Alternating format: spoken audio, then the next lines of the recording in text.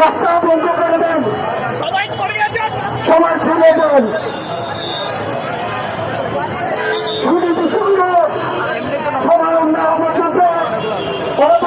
কর্মসূচি চলবে।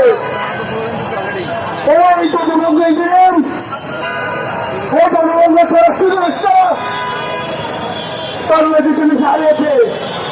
আমাদের জুলাই আকাঙ্ক্ষা নিয়ে তাদের দায়িত্ব দিয়েছিলাম, তারা সেই দায়িত্ব রাখতে পারে নাই। আমরা দেখেছি কিছুদিন আগে এক জুলাই যুদ্ধকে হত্যা করা হয়েছে। এর আগে একটা দলকে প্রতিষ্ঠা করা হয়েছে। এখন আমার 8 বছরের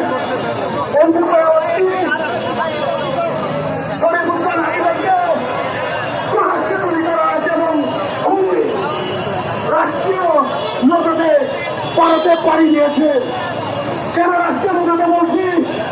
কারণ বাংলাদেশে গোয়েন্দা সংস্থা আছে, দুনিয়াতে এনেছে আছে, প্রশাসন আছে, কিন্তু তারপরেও তারা ভারতে পালিয়ে গিয়েছে।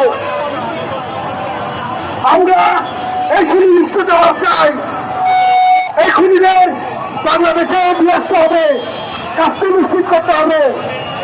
এই মুহূর্তে আপনাদের সামনে কথা বলবেন ছাত্র শক্তির সংগ্রামী সাধারণ সম্পাদক, জুলাই গণঅভ্যুত্থান প্রচারের অন্যতম সমন্বয়ক আবু বাকের মজুমদার।